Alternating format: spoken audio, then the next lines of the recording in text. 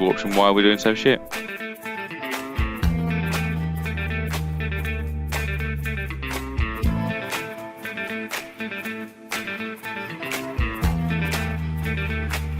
And welcome back to Football Talk, the podcast with me, Dave Nichols, and what I can only assume is a very unhappy man at the other end of the line. Joshua Cool, are you there?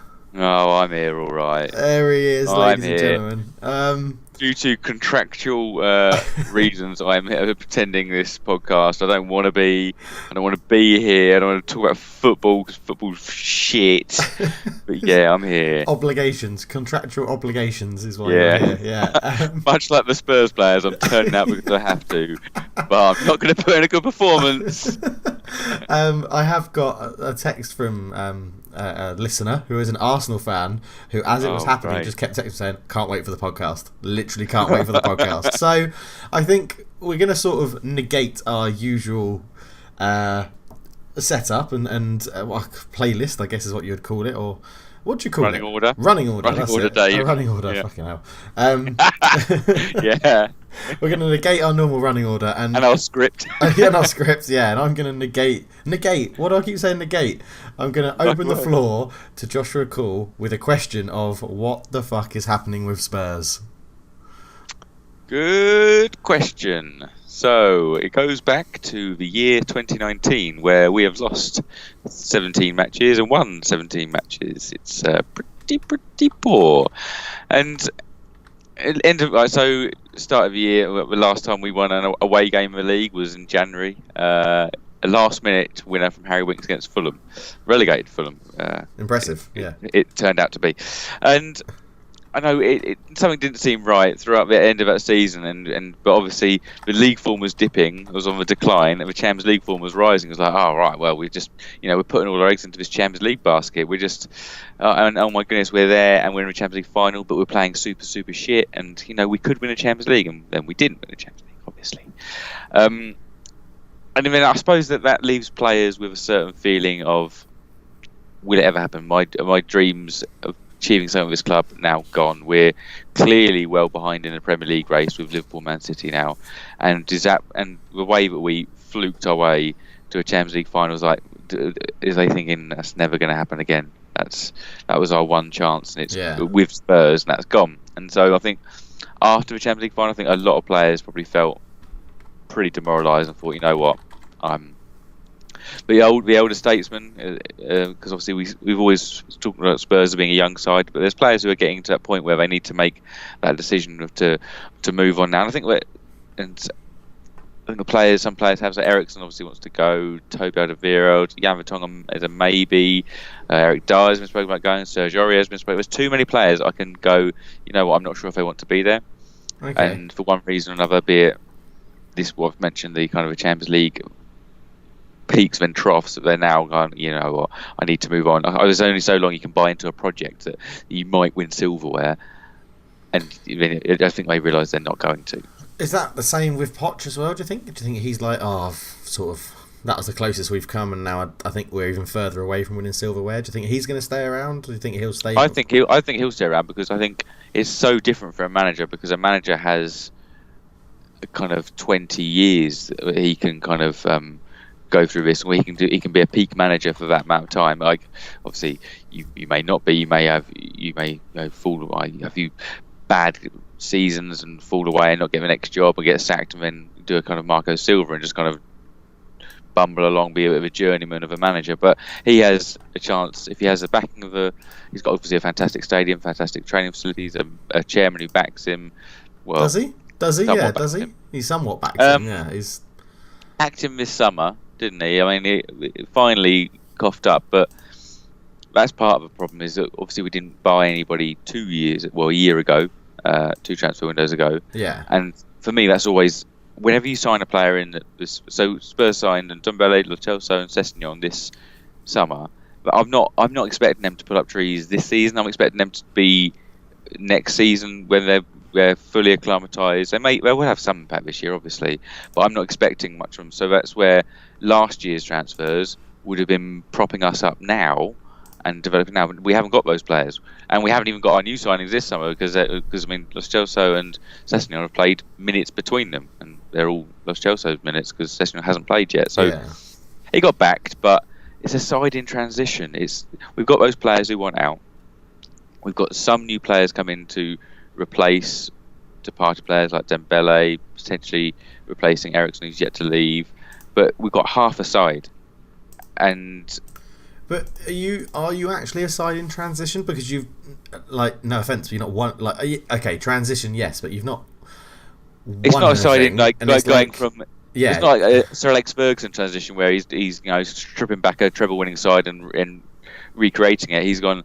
We peaked a couple of years back, and then we're now in the lull. We're now having to kind of find those players again as different players to peak again, and hopefully that peak can be higher. Yeah. So where he can then achieve a trophy of some sort, but we will not. With this squad that currently stands, we will not achieve any trophies. Fortuitously, we may win an FA Cup, for example, but we're definitely not winning a League Cup because Colchester sorted that. I'm amazed. We may. It's funny. I read about the before the season started. I don't know if you know this. BT Sport did a kind of computer-generated script of seasons, and it actually reads pretty damn true for Spurs so far. Like humiliated by Bayern, this, that, and the other. Losses to a couple of other sides we've lost to, I think, Leicester. But it also then reads, the end of the season reads, Spurs beat Manchester United in the Europa League final 1-0. And at this point in time, I'd fucking take that. I mean, it's got to be. I mean, I've got two questions here. One, on an emotional level, I know because you're quite good at separating away. It's only football. At the end of the day, you've got family, you've got this, you've got that. It's not ultimately important in life, but also is it very depressing? And then my second question is there any idea about what's happening at Spurs? Like why the performances against Bayern and Brighton were so bad, sort of thing? Okay, so first question, honestly, there's two times in my life where I felt like football might have actually kind of started a depressing kind of moment for me, and one was when Chelsea beat Bayern in the Champions League final. Yeah. And Spurs didn't get into Champions League, and then this one was on Wednesday at work after the 7-2 loss. I was like, I just feel completely empty. I feel just absolutely just, what is the point? And after I was like, you know what?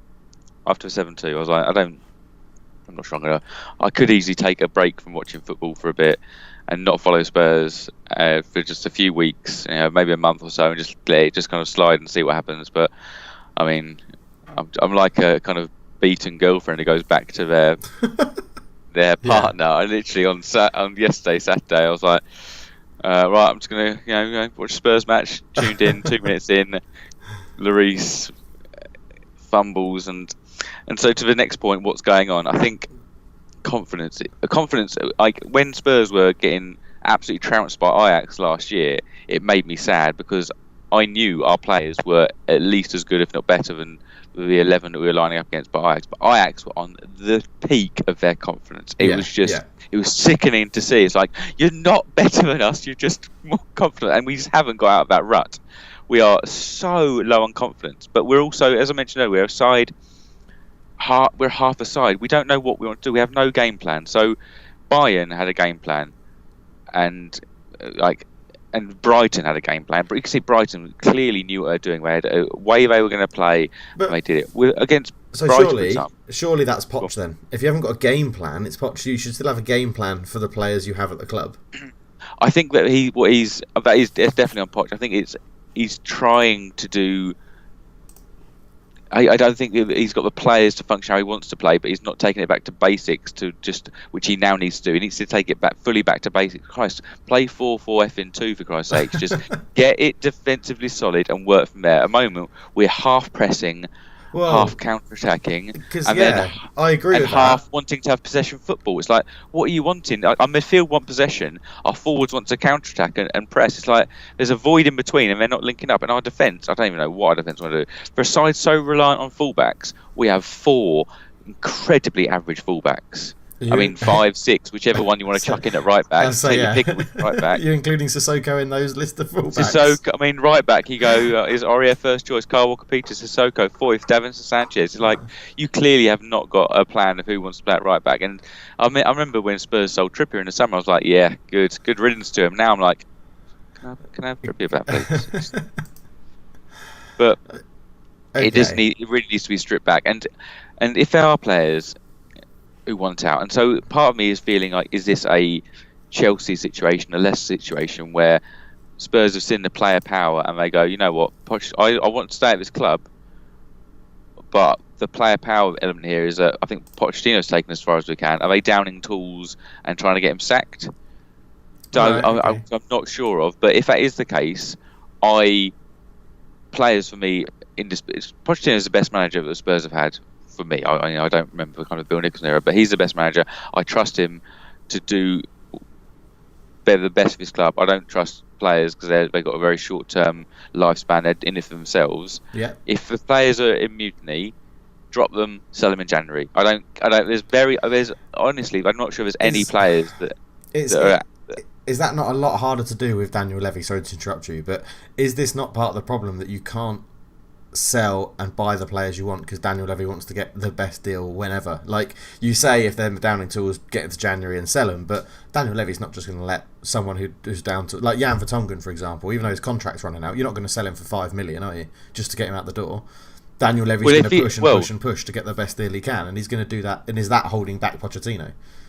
That definitely does. It definitely does extend this period of kind of transition, because we're not willing to just cut our losses like that. But at the point in time, we've got Eriksen, Alderweireld and Vertonghen out of contract in next summer. So if they are 3 players that Pochettino doesn't feel like he can rely on, and at the moment it seems like all 3 are going through their paces, I mean, especially Eriksen. Well, is there any truth in the? What do you think? There's any truth in the rumours doing the rounds of? If anyone hasn't heard this, Jan Vertonghen trying to sleep. No, Jan Vertonghen trying to sleep with Christian Eriksen's wife, apparently. I read that and thought that is some fan fiction love story around Spurs. I thought absolute bollocks. I thought to that, and because no, it's just Jan Vertonghen had a black eye. Eriksen and Jan Vertonghen was left out the side. Eriksen has been out the side. I think it was just people. You know what? I can add some sex sales. I can add some spice to this and get some rumour mill going. I don't believe anything of that at all.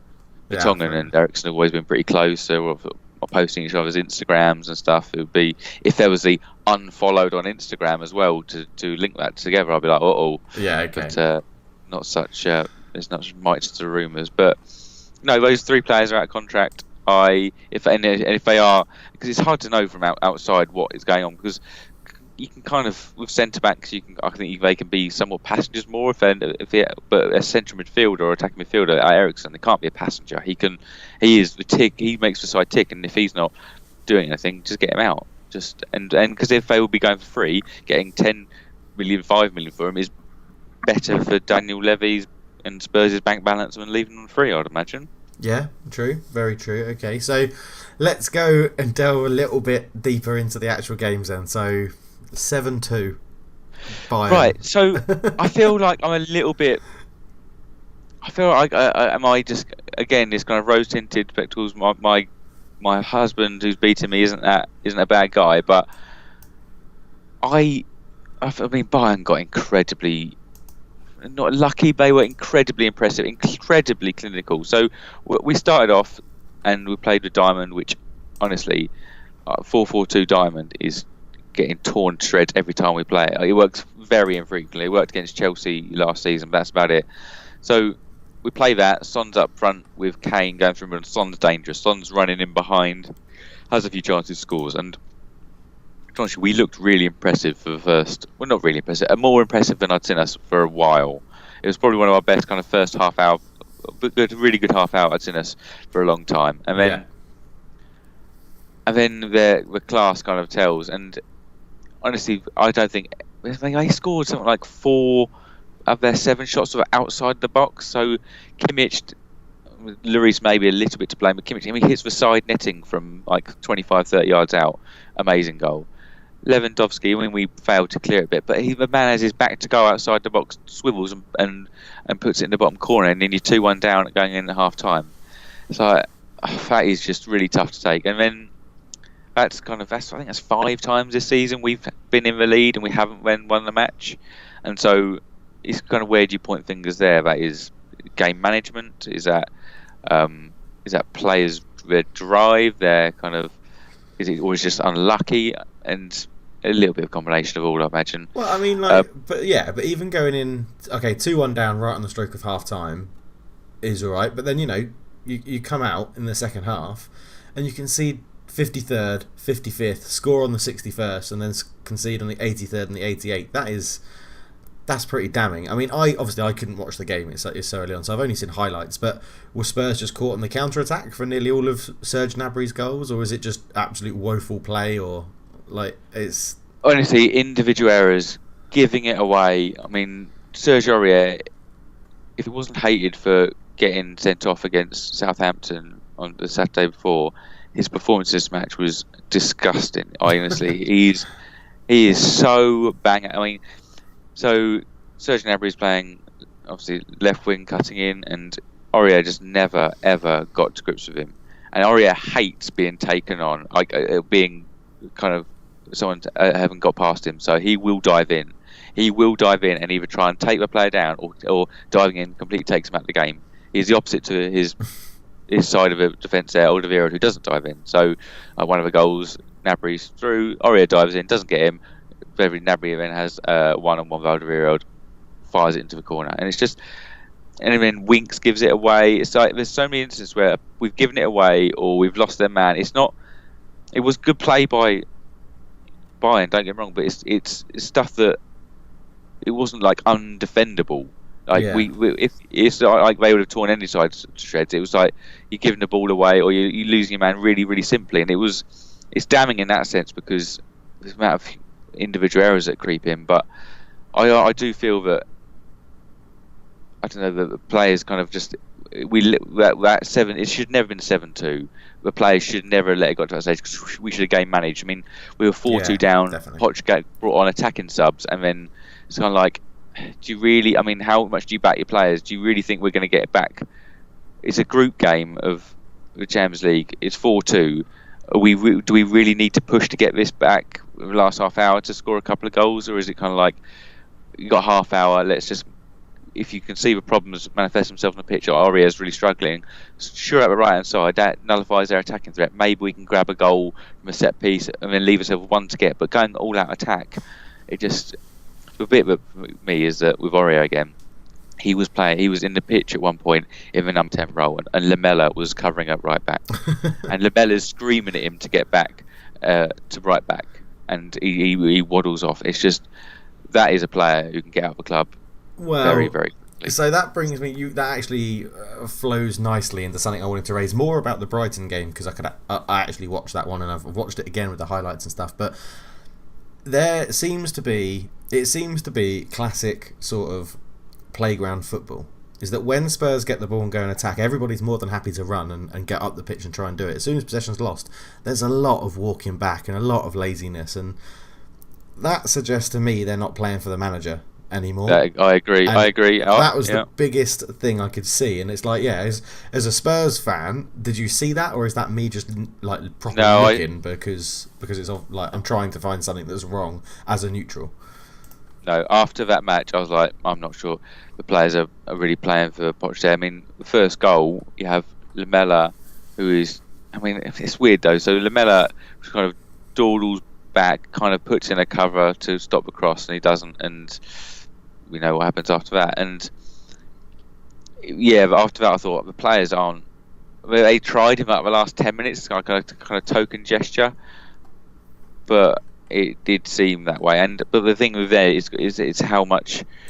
Who wears Levy in that point? Is he, I want to keep these players and I don't want Poch, or Poch is right? I know these players went out. I know I kind of somewhat fouled him, couldn't get him out, so I'm keeping with Poch here, and therefore it's like being a parent. It's like you can't let the kids win.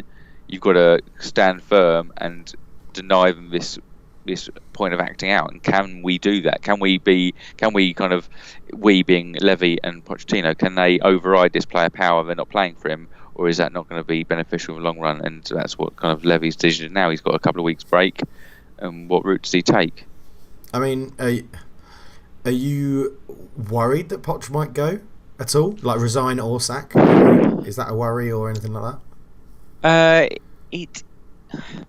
It's a difficult situation to be, because I am worried that he'd leave because of all that he's done to get us here, and we did play some very good football previously, but the quality of football and quality of results has dwindled over the last few years. I mean, remember when Harry Kane was scoring hat-tricks all the time and we were winning kind of 4-5-1s, and that's really gone now. It's been kind of scraping wins, and Harry Kane does not look like a player who's...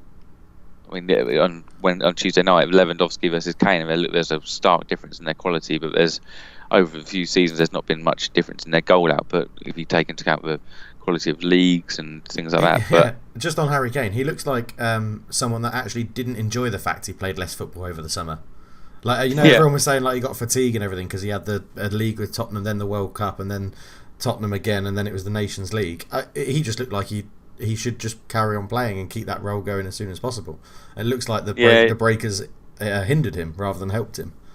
It is funny, isn't it? Some players, and because we spoke about earlier on the season, we spoke about Mane and Salah and Firmino all playing international tournaments during the summer, and they're absolutely smashing it. And that's what sickens me, is that how close Spurs and Liverpool were a few years back, and how massive the void is now. And you see Liverpool this weekend creating chance after chance against Leicester.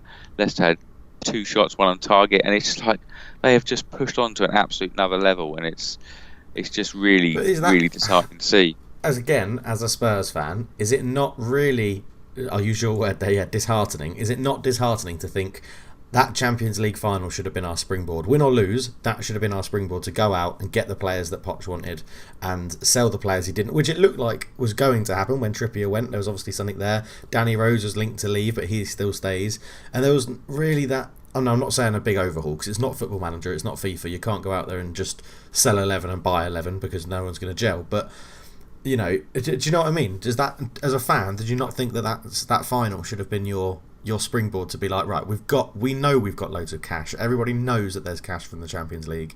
Let's go out there and do that. Or do you think the Lo Celso and the Sessegnon sort of transfers and the guy who I'm missing out who you've signed, who am I? Ndombele. Or do you think that was the attempted springboard sort of thing?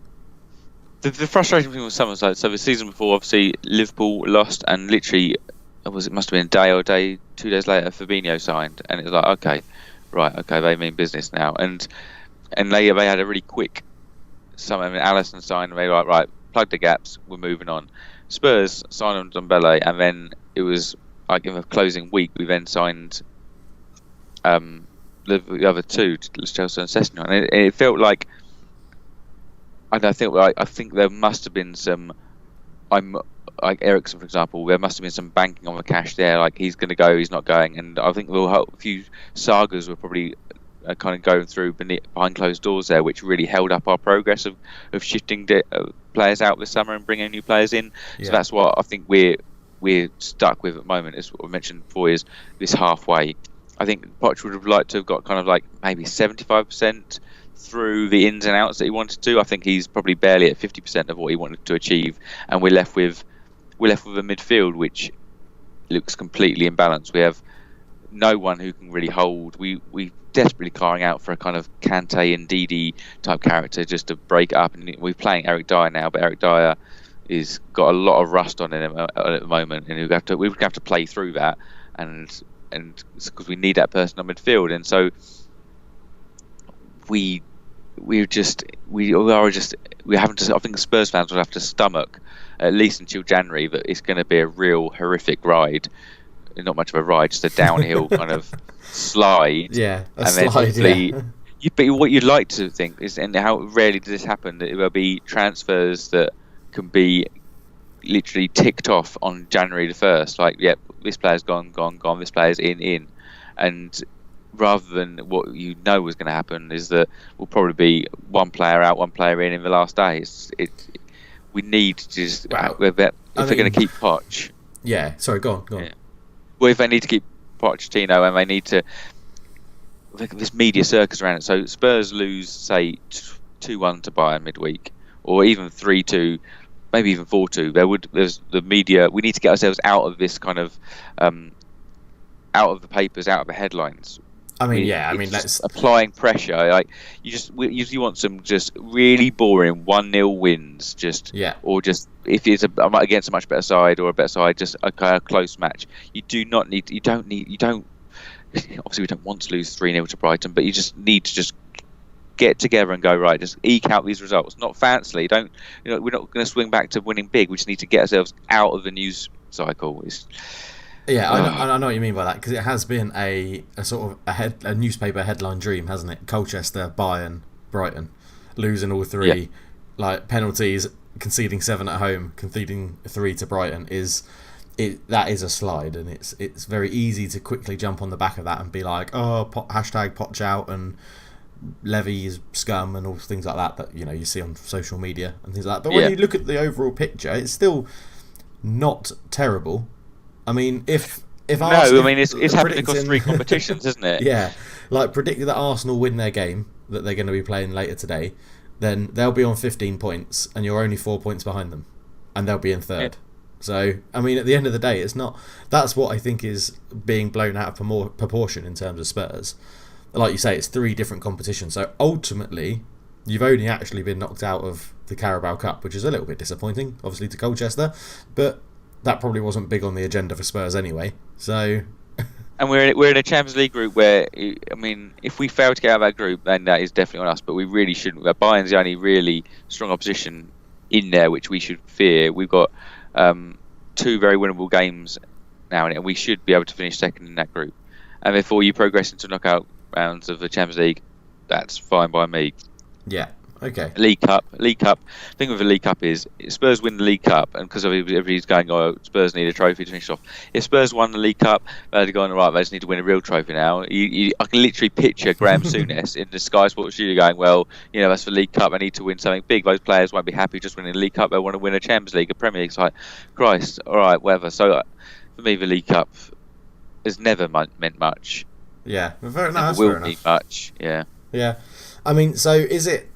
Let's say, because obviously, now this is all very hypothetical, Real aren't doing brilliant.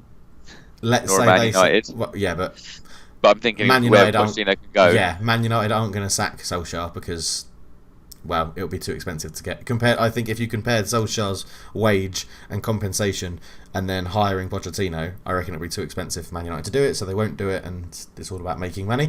But Madrid are actually now top of La Liga, even though I've just said that. They're actually not doing too badly at all. But Zidane seems to continually be under pressure. But if Poch did leave, is that capitulation for Spurs? Who comes in? Is there any manager out there that you would like? Anything like that? Or is it just like that would be a complete nightmare and you don't want to think about it? No, I've had a bit of time thinking about it. So the only way I can't see us sacking, I think us sacking Poch because again a lot of compensation to be paid. I can't see Levy triggering that. That means now, obviously, by the time we release this podcast, he's been sacked. In classic football talk format, I can only see either it'd be say a Man United or a Real Madrid sack their manager and then approach Poch and Levy's goes, you know what, I would have sacked him if I could stomach the money, but if someone's willing to take him, yeah, let's do it. And then, honestly, I really could see Jose Mourinho coming in. I could definitely see that.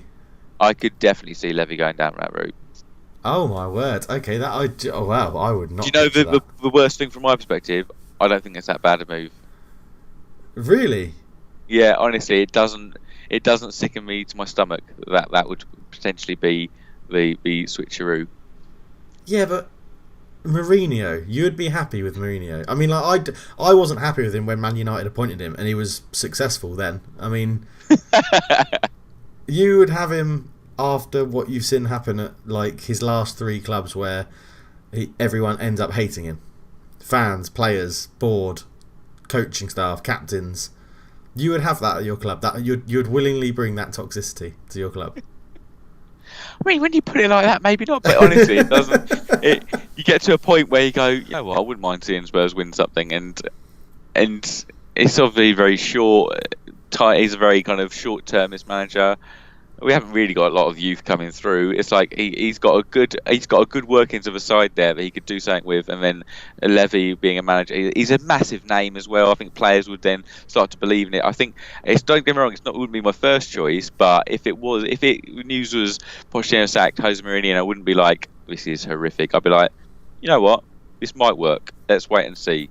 Yeah, see how it happens. I mean, but you're saying there like players would, back up their ideas because it's a big name. I would argue that Poch is a massive name as a manager. That's why he's being linked absolutely. So I don't. Is it boredom? Are they bored of Poch's things, or do they not understand what he wants? I don't know. But I know. I think that gets to a point where I think there's a player who spoke out saying that the training sessions are all the same. It's like, well, one, that's probably Danny Rose or Jan Vertonghen. And it can be that you're unable to motivate players anymore because very rarely can a manager have a massively long stint at a club and keep. Sir Alex Ferguson's pretty much the only one that springs to mind who's had such a long career and kept them at the pinnacle. Obviously, with Wenger, it slowed down, and it seems to be on the slide a little bit with Pochettino. And it can be that to keep it fresh, to keep everybody interested rather than that monotony. It gets to a point where the players are kind of like people going into their 9 to 5, that monotony, going another day at the office. I mean, you don't want that from a footballer. You want the footballers going, this is great, I'm a footballer, I'm going in, and kind of, they need to be super motivated. To do our 9 to 5, we don't have to be super motivated, but maybe that's what it becomes because you've got to have the same manager for 5 years, each training session's the same, and there's no variability to it. So it might be that it just needs that shake-up. And I don't want to see it, but it might just be, and you do see players respond to new managers. So yeah, but in terms of other people, I think that someone like, Rafa Benitez wouldn't be far from the top of my list. Max Allegri, obviously former Juve manager, wouldn't be far away.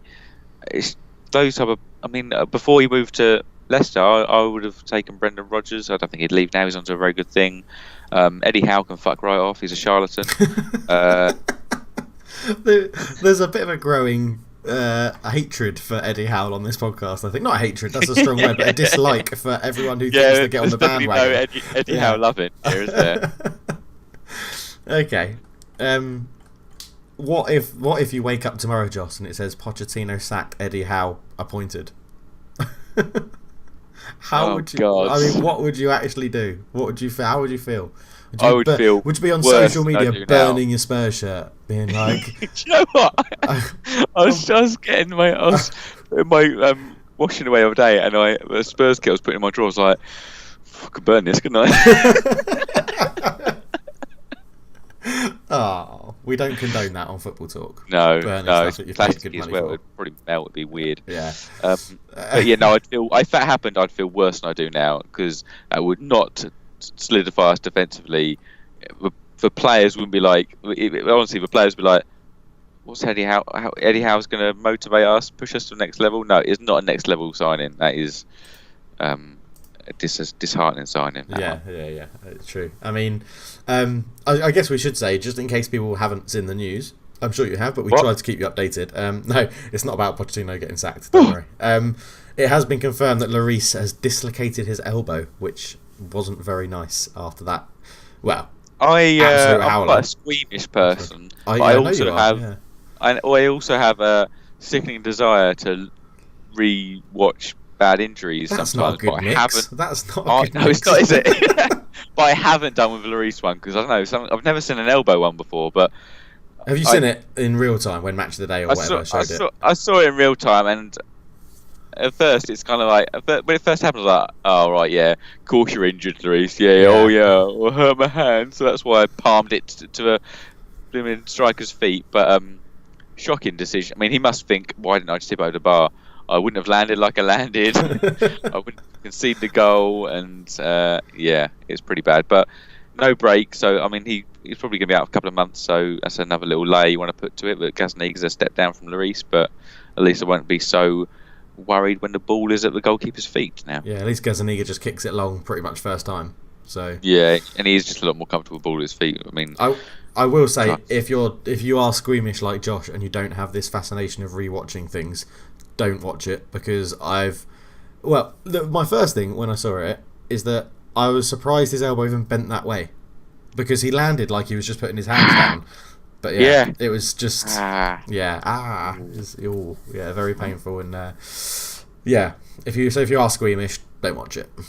But if you like looking at those things, it's pretty interesting to see how it went. Fill your boots. Fill your boots. Go and watch it. So you've got the floor, Josh. Obviously, I had a rant about Man United and everything. Well, most weeks now, but previously I had quite a big rant about Man United and Pogba and Ole and Ed Woodward and all of that, and Jose Mourinho, even back in the day when we first started doing these. Is there anything else before we move on you would like to just get off your chest about Spurs? Because this is your moment, mate. This is... To summarise it, I mean, at first I was mad, and now I'm sad, and all I want now is to see a cohesive reaction from the players, and to see us have a cohesive approach, a plan, and see the players try their hardest. And if they're not trying their hardest, I don't care if it's a lesser quality of side being put out, because in theory our second string side should still be a pretty good side. Just play the players who are going to give their all, and we're going to play in a very very kind of planned way, a tactical approach which is going to get results. I don't want to see what has been shown to me over the past kind of 6 months is kind of, I don't know what, it's not Spurs football. It's just been really sad to see. I want to be proud of the side. So just take the big hits and get the players out and put the players in who want to play, and then it will be happy. Trust Pochettino and just eke out until January. I just don't want to be sad anymore. I want to enjoy watching football. As a Man United fan, Josh, I can tell you picking people that just try really hard doesn't always work. No. I mean, you can always take that solace away, can't you? If we win, we do go above you if we win. So I tell you what, that reminds me, because obviously, but after we recorded it last week was the Monday night football special of Man United versus Arsenal, and after watching that, I thought, Christ, at least we're better than those two utter drop. That was one of the most mid-table matches I think I've ever seen. It was awful, and then Tuesday night it got a lot worse for us. But maybe I don't want players who can just try. Yeah, I mean, you could argue that Man United players still aren't trying, even if we pick the ones that say they're going to try. So, but anyway, I will use. Are you done with your Tottenham rant? Yeah, I'm done. So I'm going to put in some sort of mini advert here to say, if you didn't go and see, live stream, or watch the video of Football Talk Do Mastermind, then it is on the YouTube channel. I haven't found a way to upload it to SoundCloud and stuff yet, just as audio, because it's very strange when you get it as a YouTube live replay. But it is on the YouTube channel. Go and watch it, because laughs were had by all, I would say. Josh. Yes. I won't. I was going to give a spoiler away. I won't give any spoilers away. Maybe in a couple of weeks we'll talk back over it and things like that. But it was very good fun. So I want to put that advert out there to say, if you haven't gone and watched it or listened to it on YouTube, please do. I will hopefully find a way to get it on SoundCloud as well, for everybody that listens on SoundCloud and Spotify. But yeah, it was great fun, and kudos to Jim on his questions. That's all I'll say. Yes, I think he did a very good job. Master, with John Humphreys of the situation was very good. It was. I loved it. I really enjoy it. I love a quiz anyway. Obviously, I run our integrated quiz in the each week. But it was very nice not being a question master and answering a few questions. It was very enjoyable. So yes, please give it a watch. You get to see our pretty little faces. You can decide which is the smart one and the sexy one. So yeah. And if you pick Owen, we know you're lying. So yeah, he's neither smart nor sexy. He's got nothing. He won't be listening. That's fine. He only subscribed last week. I was going to say, he only subscribed to our YouTube channel last week. Yeah. The man who's been on the podcast 2-3 times. Like, oh, come on. So that's also an advert. Subscribe. Listen, give us a like. Give us a listen. Give us a follow. Just get involved. I guess, obviously, a very good thing to say right now, if you're a Spurs fan, leave your comments down below. Do you agree with Josh? Do you disagree with Josh? Because he's covered a lot of things. So I'll be interested to see what other Spurs... Josh is pretty much the only Spurs fan I talk to on a day by day basis sort of thing. So I haven't met one Spurs fan in Singapore yet. So, but yeah, let us know. Let us know what you think as well about the Spurs situation and Poch and transfers and Daniel Levy and everything like that. But talking about Mastermind, Josh, have we got a quiz this week? We have got a quiz this week. Got a quiz this week. Okay. Right, let's try and muster some energy here to sing you my jingle intro. Ooh la la la la la la la. Ooh la la la la la la la. Ooh la la la la la la la. It's quizzing time, right, David Nichols? I actually got two choices actually. They're both Premier League manager related, but would you like option A or option B? I'm not going to tell you anything more. I will go with B, please. B for B for Brighton. Ooh. B for Brighton Munich. Yes. Right. I would like to know. There are a number of managers. Let me add them up. 1, 2, 3, 4, 5, 6 managers who've managed more than 5 or more Premier League clubs. Ooh. I would like to know the list of managers, please. 5 or more. They've managed 5 or more Premier League clubs, so they've done the rounds. They're the journeyman. Right, Sam Allardyce. Sam Allardyce, top of the list, 7 clubs. Name them, Dave. Newcastle, West Ham, Bolton. Oh my God, 7. Was he? 7. Oh, Everton. Yeah. Sunderland. Yeah. How many is that? I've lost track. 5, 6. 5. Yeah. I'm struggling now after that. Crystal Palace. Yes. And what? He wasn't in charge of Leicester, was he, at any point? No. Are they still in the Prem? No, they're not in the Prem. They were in there for a long time. They actually have won the Prem. Oh, Blackburn. Yes. Yeah, so Sam Allardyce, top of the list. So go on from there. You got 1.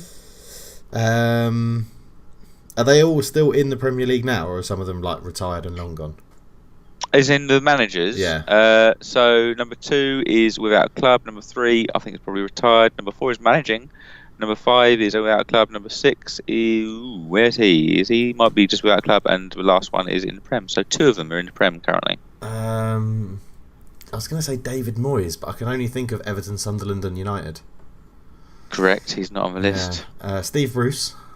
Steve Bruce, yes. Do you want to go through his clubs? Newcastle, Sunderland, Birmingham, Hull, and I'm missing one, aren't I? You are missing one. Probably one I probably remember him most for, actually. I was going to say Aston Villa, but they weren't in the Prem, were they, when he was managing them? No. I remember him most at Birmingham. Yeah. This side is Wigan. Oh, Wigan. Yeah, okay. Yeah. So where does he sit on the list? Where is Stevie Bruce? He got a 5. Yeah. 5. Okay. Mark Hughes. Mark Hughes. Yes. Correct. Stoke, Blackburn, Man City. Southampton. And Blackburn. Yeah, so that was Blackburn, Fulham, City, Fulham. QPR, Southampton, Stoke. 6 clubs. Okay, so I was a little bit wrong. That's got to put him 3rd. Yes. Well, he's joint second. Okay. I feel like it's getting pretty tough now. I've got half, so should we leave it and come back at the end? Yeah, go for it. For the managers, yeah. So I've got 3 out of 6. That's tough. I've just realised Mark Hughes is standalone second because the other manager's got a duplicate because he's managed a club twice. Oh.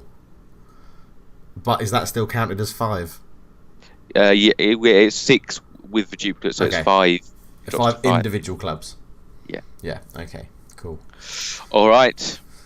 Okay, that's a toughie, yeah. That is a tough nut to crack. So we've got a little bit of time left. We've got, not that long actually. Josh, your rant went on for quite some time. Oh dear. But let's breeze through the results then from yesterday. Yes. You go first, mate. We'll quickly go with the early kickoff, Brighton Spurs. Obviously, we've touched on it, 3-0 Brighton, but Maurizio Tirico derby. I just want to say Brighton obviously had a fantastic game plan. Graham Potter is, I think, doing really well. They've played well, struggled to score goals, but I thought they were quite impressive. I mean, Dan Burn, a 6'7" centre-back playing left-back, how we only cottoned on we can get round him and actually attack them from the 70th minute onwards is amazing. Probably down to us, but no, I thought they played really well, and it's good to see them performing well. They've spent a lot of money on forwards over the past few years, 80-odd million. I think they're still going to struggle for goals, but if they do get that goal, they can play some really nice football. So well done to Brighton yesterday. Okay, good. I thought they played very well. It was good to see the young striker, Aaron Connolly, or Aaron, however you pronounce it, with a double A at the front. Yeah, doing very well, coming on the scene, sort of bursting. Yeah, on. I mean, lovely. I mean, his first goal was quite nice. It would be nice if he had gone in with his little back heel ahead of Davies, but followed up well. I mean, he almost missed because his shot got deflected past Gazaniga by Davies. No one really picked up on that, but almost fucked that right up. And his second one, that was just quite nice. Yeah. He's got very bad hairstyle and beard though, so he has. He's got beard. Yeah, he's got a very bad hairstyle. Yeah.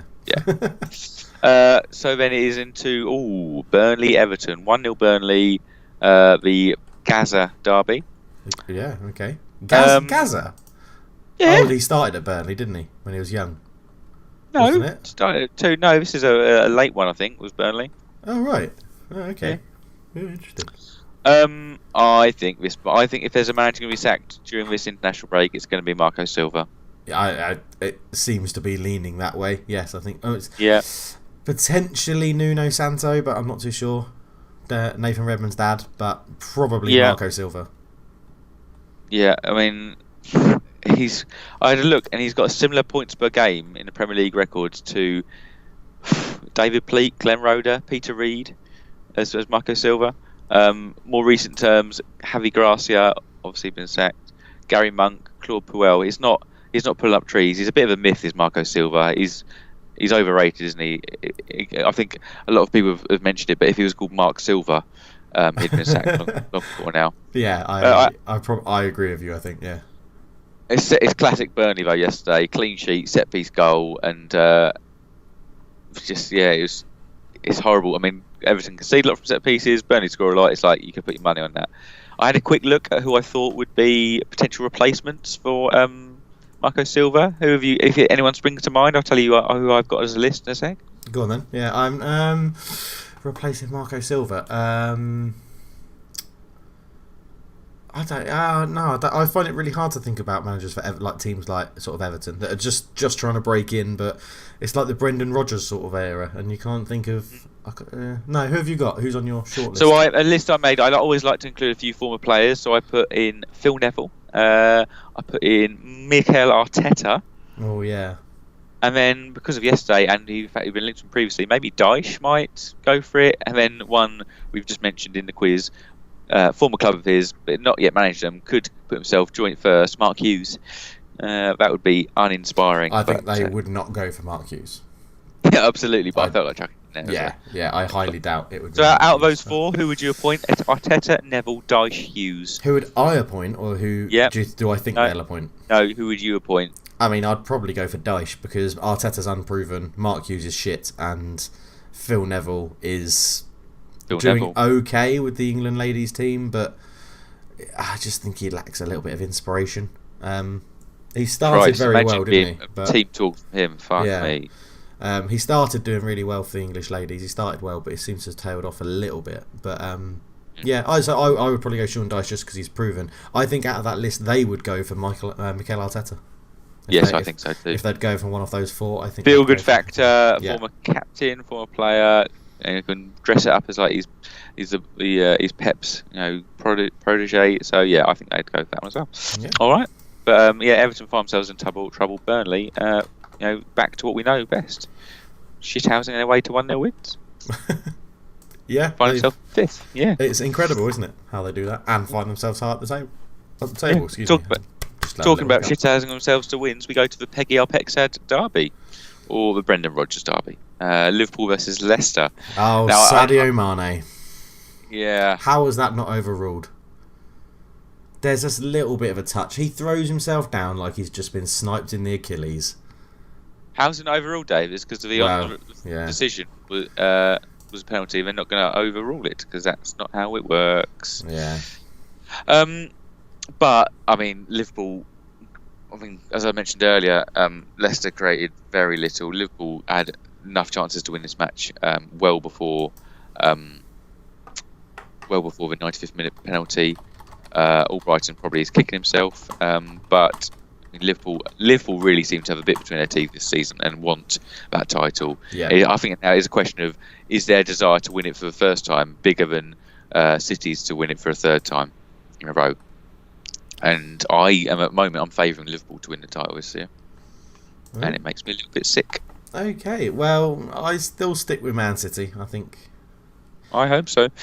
But does that not make you a bit sick as well? That you're like, I hope Man City win 3 in a row. No, I literally have nothing. I mean, apart from the ethical reasons, I love the way City play and love Pep and Raheem Sterling and yeah.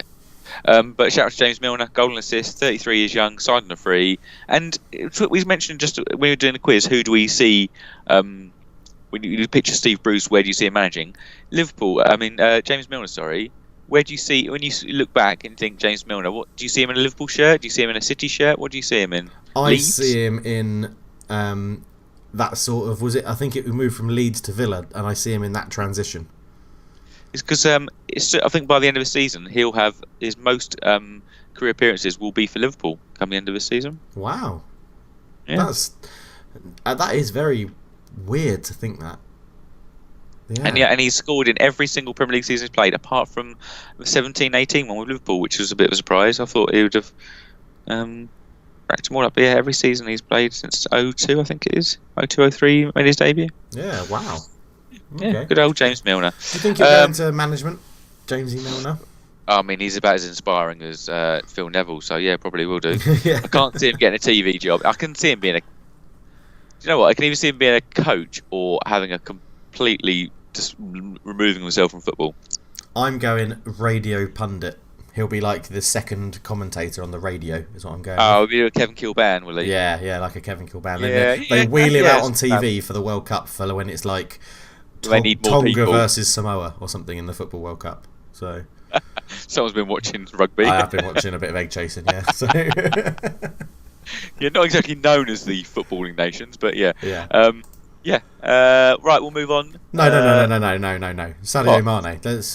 I'm not letting this go. What are your thoughts? Definite no penalty? Penalty? I thought it was a penalty. Really? Yeah. I mean, the way, yes, there's contact, but that contact didn't make him fall in that way. For me, it was Albrighton, his reaction afterwards. He just slid to his knees, held his head in his hands like he knew he'd done. If he didn't think it was a penalty, he'd have been screaming in the ref's face, getting his beaky nose in there and going, oh, no. But his C. Montgomery Burns nose, yeah. I thought you said Seaman. I was like, all right, Seaman. Right then. Yeah, player reaction. All right, fair enough. Norwich Villa. Dion Dublin derby.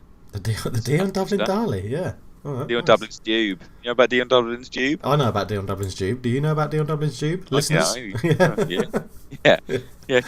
Google it. It's not as perverted as it sounds. No, it's not. Also, presenter or possibly ex-presenter of Homes Under the Hammer. Yeah, he's there. Is he still doing it? Yeah, I think so. Legend. Man United legend. Good friends with Peter Crouch. Norwich are on a bit of a slide, and it's partly due to the amount of injuries they've got. I mean, they have third choice keepers in there today. I think they had a centre back playing with a hernia who's now going under the knife this week. But Villa punished them, and Jack Grealish for me is really, really turned into a lovely. I mean, he's always been a nice player, but when he first came on the scene, he's obviously quite lightweight. Now he seems got good legs on, good strong legs. I always think, and he's got a bit of a presence now, and he's a classy player. I love the fact his socks are rolled down, and he just made them tick, and they scored some lovely goals. We're eating our words on Wesley. I think we both. No, you're eating your words on Wesley. I've got him in fantasy football. So. Oh, don't tell. I'm going to dig out what we said about Wesley, and you definitely didn't go. Oh, I'll put him in my fantasy football. He's so good. You Cheeky little mongrel, you. I picked him in fantasy football with my auction one with my mates because I was like, he's a big lad, he'll get some goals. Now that may completely contradict what I said on the podcast, but yeah. But you're distancing yourself from that very, very quickly. Yeah, that was a contractual obligation, but I had to say that on the podcast. Right, okay, yeah. But yeah, I mean, Norwich's third choice keeper and defence, but I mean, good penalty save and lovely follow up save as well for Wesley not getting his hat trick. That's got to sting a little bit. Yeah. But yeah, Villa looking all right actually. I mean, Norwich need to get these players back from injury, get back to full strength, and get firing. They don't want to carry on too much, and I suppose the international break's coming at a good time for them in that sense, isn't it? Yeah, it is, and it's coming at a good time in terms of results and in terms of injured players potentially coming back after the break. And I think it shows. This is always, I think, the issue with most promoted clubs when they come up is, well, how do they deal with injuries? Because if the better players get injured, then you're relying on players that were back up in the Championship. And I think that's, it's sod's law, in it. It's a football manager save and reset sort of thing when your first choice keeper gets injured and then your backup goalkeeper who you've just got on loan from Hoffenheim also gets injured. And you've got to play a 34-year-old McGovern or whatever he is who was signed on a free transfer in like 2014 or something and never played. It's incredible. But but I mean, like you said, some cracking goals from Villa. They played really well. Big shout out to Douglas Luiz. He looks like he's got a rocket on him. I was going to say. He's already done twice this season. Yeah, you don't really know what sort of player he is because he only comes on for the last 20 minutes and scores an absolute belter. Yeah, like a special team player, isn't he? Yeah. I've just got to say as well. Again, I've only watched the highlights. I don't know the whole game, but John McGinn looks class. I love it, John McGinn. He looks absolutely brilliant, and I can see why Aston Villa wanted 50 million for him in the summer. Honestly, get him in that Spurs midfield. Get him in there. Yeah, good luck. Levy's not paying that. So yeah, not for someone who's not homegrown and bloody Scottish, isn't he? Yeah, exactly. So yeah, but well done, Aston Villa. All right, very good win. On to I would have said most people predicted this as a 0-0. Now on that topic, remember to do Super 6, ladies and gentlemen, because I didn't. And now I'm still bottom. I came off bottom last week, and now I'm back to bottom because I forgot to do it. Because I was out golfing in a different country. So that's my excuse. So, I had a cracking week this week because I got I was getting every single result, not like win lose. I was getting it out right, everyone, and some bang on. And then bloody Liverpool ruin it right with death because I had that at 1-1. I was like, no. Oh, that is a kick in the teeth. That is a kick in the teeth. Just on that, on predictions, very very quickly. I do a predictions league every week with some guys back in the UK, where we predict all the Premier League fixtures for the whole weekend.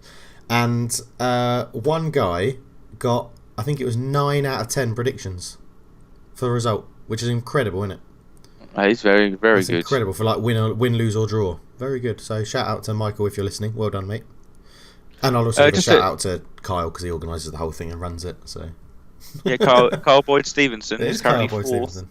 Who's currently fourth in our league. I'm second, 1 point behind Tom Hennigan. In over 100 points he's got. The first 100 clubber in Super 6. Yeah, Dave, you're currently last with 49 points. So keep up good work. I know, but I am either joint first or second of the other predictions league, which does all the fixtures. So I just that's the real quiz. That's the real quiz. Yeah, that's the real quiz. So what have you ever done? He's thrown a pub over a shoe. Pub over a shoe. Pub over a shoe.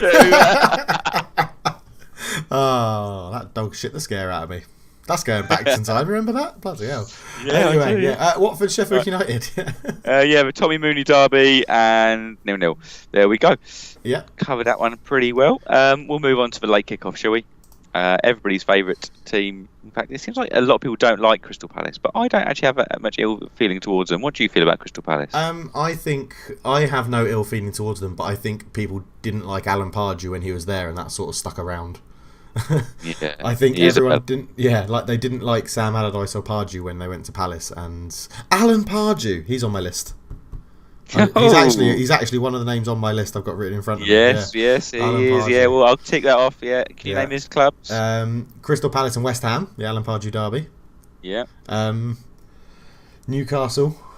Yes. He must have done the minimum 5, I imagine. Yes, he has. Where else is Alan Pardew? Oh. Charlton.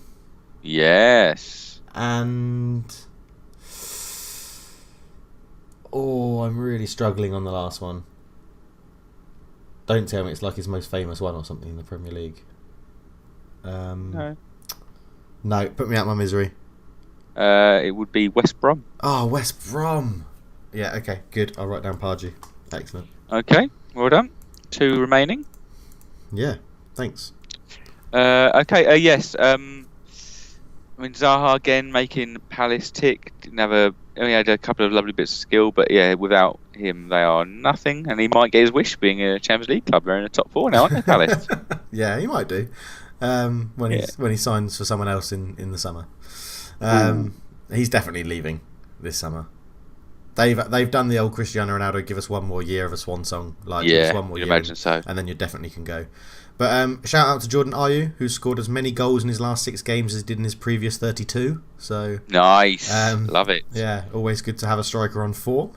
Again, it was VAR, wasn't it, with the lines coming out and the lines, and they decided this one was going to be onside today. Yeah, it was stopped just at the right point where this one was onside and not offside. But yeah, I mean, Palace are. I tipped them for relegation, but they're going about their business. You did, yeah. Going about their business. Palace are consistent. They've scored something like 8 goals, 0 goal difference, and now themselves. But whereas West Ham, I think, play much nicer football, but are consistently inconsistent, and that's not where you want to be. They're so inconsistent. They also have a goal difference of 0. Yes. So, yeah. So I mean, they do look to have found a very good striker in Sebastian Haller. Though he just looks like a goal scorer, a poacher. Yeah, so. I mean, he should have scored a couple. There's that chance earlier on with Yarmolenko crossed it into him. Probably the best chance he had. Probably easy chance he had for his goal. But yeah, I mean, Palace win away at West Ham, and the league table now looks somewhat ridiculous. If you take out Liverpool City at the top of the league, it then reads Leicester, Palace, Burnley, Arsenal, West Ham, Spurs, Chelsea, United are in 11th, Watford, Newcastle, Norwich probably at the bottom, I suppose, but Everton are down there, Wolves are down there. It's a right old shit show. It's a mess, and it's like, one win could jump you up like 6 places wherever you are in the table, but are behind the top 2. So it's absolutely crazy. It's sort of like a La Liga effect at the moment, isn't it? When it used to be Madrid and Barcelona, and then everybody else, and anyone take your pick. Everyone can finish anywhere. But not too bad. So today's fixtures, Josh: Arsenal, Bournemouth, Man City, Wolves, Southampton, Chelsea, Newcastle, Man United. What's your standout fixture, and what's going to be the disappointing? Wish I hadn't have tuned in at 2:00 in the morning to watch it because my team are absolutely shit and they've drawn with Newcastle. Yeah. Why? I mean, that is not a Super Sunday. That is never being super whatsoever. The Newcastle United, Man City Wolves is normally a good match. I think that'll be quite enjoyable. I think Wolves will try as hard as they must. I don't think they'll be able to nullify Man City. Arsenal Bournemouth will be an open attacking game. That'll be an enjoyable one. That'll be goals galore, I think. Well, that's what everyone said against Arsenal United because neither team can defend, and it turned out to be a 1-1 bore fest. So, but I think for Arsenal there, they are also the one. There's a kind of we are equals. Yeah. We need to make sure this is tight. Whereas Arsenal, we're better than Bournemouth, we're going to score loads, but we'll see how many Callum Wilson gets. Yeah. And Southampton Chelsea, that's a funny one. That could go either way actually. See, Chelsea had midweek game. Don't know. That'll be an interesting one. I don't quite sure where that'll go, but we'll see. Okay. Cool. All right. Well, we are now going into added time, as they say, and we haven't done the Wikifiles and we haven't finished the quiz.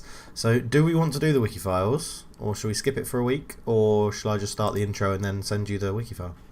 Yes, Wikifile it. I got a Wikifile. Here comes a Wikifile. I got a Wikifile for you. Hey, and now I haven't planned this at all because I don't know how to send it to you on Skype. And if I can, shall I just send it through WhatsApp? WhatsApp it.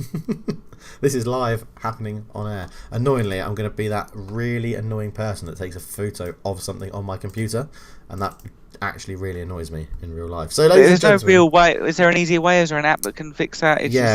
There's loads of apps that can fix it, and WhatsApp is. You can get WhatsApp on your desktop, and I should have just done that through there. But there you go, Josh. You now have the Wikifile. Ladies and gentlemen, it's also on your screen as well on YouTube. If you're not on YouTube, Josh is now going to say what he sees, and if he sees it, he will say it. Okay, we have a player who's had a youth career was started in 1983, so this guy is old. So he has a youth career 83-84 with Schellingwood. I've just realised he fails the Kana rule, but don't worry. He does fail the Kana rule. So then he went into Ajax. So he had a bit of this is a Dutchman, and his youth career at Ajax manifested to a senior career at Ajax. 3 years, 94 to 97, 70 appearances, 39 goals. A lovely little stint there. Then he gets a move to where a lot of the Dutch transition was to Milan, wasn't it? A year in Milan, 27 appearances, 6 goals, and then somehow that convinces Barcelona, and he has a big old career at Barcelona, 1998 to 2004, 182 appearances, 90 goals. And I used to love watching this player at that time. It was just so enjoyable. Because it was with the kind of a Rivaldo era as well, and I just used to love the Nou Camp goals, like the nets. It was when I used to watch La Liga of a night. It was lovely. So then he joined Newcastle, 04-05, and it seems like he's on his downward trajectory of his career at this point, but he was too young for this. I haven't really looked at why. So 25 appearances in Newcastle, 6 goals. Then moves back to Spain, Valencia, 10 appearances, 1 goal. Back to Holland, 16 appearances, 3 goals. Then over to France at Lille, 13 appearances, 4 league goals. And so just a little bit lower than 1 in 2, 343 appearances, 149 goals. And so the reason I mention this, so his his senior career started in 1994, and then 10 years later he's at Newcastle, and he's already on the downward trajectory. It's like, that seemed like he was too young for this player. Do you not think? Yeah, I'd agree. I think his time at Barcelona was quite intense. And if I think he was to do his career again and move to the Premier League, he wouldn't have gone to Newcastle. He'd go to a team that was... Not many would. True. He would go to a team that was much better at creating chances, I think. So this player, who's got his son, now plays for Roma. Yeah, well, his son did play for Roma. Haven't done a Dave and chosen Clarence Seedorf's offspring. You are correct. His son plays for Roma. Yeah, and it's Patrick Kluivert, and I used to love a bit Patrick Kluivert off that Barcelona side. He was so technically gifted. He was physically impressive, and he scored a number of good. I mean, it's funny looking back. You think, oh, he's a great striker, but he just got 1 in 2, so it's not like he was pulling up kind of Messi, Ronaldo trees with that goal scoring record, but it's still pretty decent. I think that's like you said before, though. They've tweaked what we think is amazing. Back in the day, if you were playing Champ Manager 01-02 and your striker scored 1 in 2, you'd be delighted. Mm-hmm. So, do you want to have a quick stab at his Netherlands appearances and goals? Oh, he was the main man for a while. I think he's probably at something like 7. Probably 1 in 2 against 70 and 35. 70 appearances, 35 goals. Oh, you're not far off. 79 appearances, 40 goals. So slightly better than 1 in 2, because it would be 40 and 80. But yeah, 40 and 79. Yeah. Represented every single age range apart from under 20s and under 21s. Went straight from under 19s to senior. And do you know what he's doing right now? I just watching his son, just in Rome, watching his son play. No. Well, probably he does do that. That's probably as part of his job. But he is the Cameroonian assistant manager. Oh, having had a very eclectic management career. AZ I don't assistant, remember it being Brisbane Roar assistant, NEC assistant, Young FC20, so the FC20 youth team, Netherlands assistant manager. He then went to manage Curaçao, the international team, then went to the Ajax A1 youth team, then became Paris Saint-Germain's director of football, and then left to be Cameroon's assistant manager. So yeah, fair play. I think his Curaçao. I think he's got some heritage there. I think. Yeah, I think he's because that's down by the east coast of Africa. I think is it. Yeah. Yes, I think I must be there. But yeah, I never really thought of him as being him. I don't really see him in manager. I don't really remember him doing anything. Obviously, none of those have really kind of impressioned on me. I'm not a big follower of Brisbane Roar or Curaçao national team. But yeah, he's making a go of it. I always thought he'd be one of those players that when he retired would put on loads of weight and you'd see him score an amazing goal at beach football or something. But Patrick Kluivert, I just really liked him as a player, and I thought it'd be an easy one. Luckily, it's an easy one as well that you, as you said, you just whip through it. So we should probably move on and start wrapping this up. So I'm going to hand it back to you, Josh, and we'll go back to the quiz. Yes, so I challenged Dave earlier to name me the 6 managers, Premier League managers, past and present, who have managed 5 or more different Premier League clubs. And so Dave has named me, obviously, Big Sam. Big Sam's done 7. Mark Hughes has done 6. He's also named me Alan Pardew. Pards is known to his mates, which I hope there aren't any. 5, and Steve Bruce 5. So he's got 2 remaining. One is a current manager, one is a former manager. Dave, what have you got in your locker? Only got 2 names written down, but I think I've nailed it. I think I've got 100% on your quiz, Josh. Ooh. So I've gone with the current manager being Mr. Roy Hodgson. Mr. Roy Hodgson, manager of Crystal Palace, Liverpool, West Brom, Blackburn, and Fulham. Yes, was it him with Fulham got them to the Europa or UEFA Cup final? I think it was, yeah. Lovely. And then the other one is you'll probably find him leaning out of a car window still somewhere. Yes, Mr. Harry Redknapp. Harry. Tottenham. No, he didn't manage Tottenham. Yes, he did. What am I on about? Tottenham. I was just confused myself then. Tottenham, West Ham, QPR, Portsmouth, and Southampton. Yes, full marks to David Nichols, and a couple of stints at Portsmouth. He went there and back. He did. Where I got used. Yeah, well done, Dave. And in between was Southampton. If I remember right. Yeah, but you're not your usual mix. Interesting little stat for you about Harry Redknapp that someone told me the other day, and I didn't believe it. Did you know that he twice played for Seattle Sounders in his football career? Oh, he moved to Seattle, left them to move for Leamington, and then went back to Seattle. What is it, Leamington Midlands, Leamington Spa? Well, I don't know. My friend told me, so he just said he went to Leamington, but I assume it is Leamington. Let me have a quick check on Wikipedia. Let me just... Sorry if you can hear my typing in the background. It is, yeah. Leamington Football Club. Yeah, so there you go. Seattle Sounders to Leamington in the Midlands, and then back to Seattle. I don't fancy this. I'm going back to America. So... Actually, no, I do like it. Leamington Spa is very nice. Actually, my sister used to live there when she went to uni in Warwick. It's very Warwick. Yeah, Leamington Spa is very nice. Close to Birmingham, where I went to university. Yes. Yeah. So, yes, excellent. Quiz nailed. Wikifiles nailed. Podcast nailed. Tottenham. Spurs nailed to a cross. Yeah. Yeah. So, Josh, has that at least brightened up your day a little bit? It helped me vent, helped me kind of unleash a little bit there. Has that joke just gone right over your head? Oh, what did you do? Brightened up your day. Brighton. Oh, dear. It's brighten up your day. It's amazing. Well, listeners, we love to end the podcast on a low, so we'll leave it there. If that is not a good joke, I don't know what is. So, on that note, ladies and gentlemen, you can find us on YouTube if you just search for Football Talk, or if you're so inclined, search for Michael Ballsack or Divcock Origi. You can also search for Football Talk Does Disaster Mind, as we called it on YouTube, and you can go and check it out. You can find us on Twitter at Football Talk, but remember... There's no A in football. There's no A in football. You can always find us on SoundCloud and Spotify just searching for Football Talk. I have been Dave Nichols. It's been very nice chatting to you, and that has been Josh Cool, and he's probably going to have a little cry after this. But thank you so much. I've been sad. Yeah. Thank you so much for listening. We should be back next week, and we'll catch you then. But for now, we're out. Cheers.